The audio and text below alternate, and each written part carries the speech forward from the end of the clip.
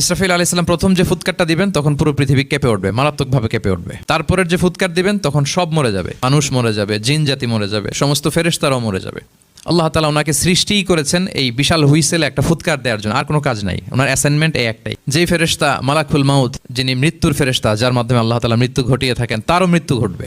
এত ভয়ঙ্কর একটা চিৎকার দিয়ে মালাকুল মাউত জগৎ থেকে বিদায় নিবে। আল্লাহর হাবিব সাল্লাল্লাহু আলাইহি ওয়াসাল্লাম বলেন, ওই ভয়ঙ্কর চিৎকার যদি পৃথিবীবাসী শুনতে পেত তাহলে আলাদা করে ইসরাফিলের সিঙ্গার ফুৎকার দেওয়ার প্রয়োজন হতো না। প্রতিটা মানুষ তাদের কানের পর্দা ফেটে মুহূর্তেই লাশ হয়ে পড়ে যেত। মালাকুল মাউত মরে যাবে, তখন মহাবিশ্বে আর কেউ থাকবে না একটা সত্তা ছাড়া। তিনি কে? আল্লাহ সুবহানাহু ওয়া তাআলা। লাস্ট হুইসেলটা যখন দেয়া হবে তখন জমিন থেকে সব মৃত লাশগুলো আবার জীবিত হয়ে দাঁড়াতে শুরু করবে। সৃষ্টির পর থেকে আজ অবধি বিশাল হুইসেলটা নিয়ে আল্লাহর আরশের দিকে তিনি তাকিয়ে আছেন। পলকও ফেলেন না চোখের, যে কখন আল্লাহ তাআলা অর্ডার করবেন, করার সাথে সাথে ফুৎকার দিবেন তিনি, আবার না দেরি হয়ে যায়।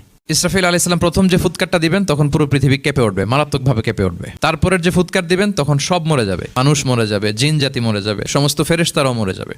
আল্লাহ তাআলা ওনাকে সৃষ্টিই করেছেন এই বিশাল হুইসেলে একটা ফুৎকার দেওয়ার জন্য, আর কোনো কাজ নাই। ওনার অ্যাসাইনমেন্ট এই একটাই। যেই ফেরেশতা মালাকুল মাউত, যিনি মৃত্যুর ফেরেশতা, যার মাধ্যমে আল্লাহ তাআলা মৃত্যু ঘটিয়ে থাকেন, তারও মৃত্যু ঘটবে।